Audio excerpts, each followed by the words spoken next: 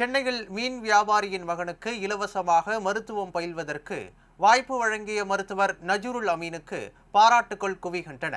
ரஷ்ய அரசு பல்கலைக்கழக மருத்துவ தேர்வு குழு இயக்குநரும் எம்ஜிஆர் நீண்டகால ஆதரவாளர் அமீர்கானின் மகனுமான மருத்துவர் நஜ்ருல் அமீன் ஏழை எளிய குழந்தைகள் மற்றும் முதியவர்களுக்கு இலவசமாக சிகிச்சை மேற்கொண்டு வருகிறார்.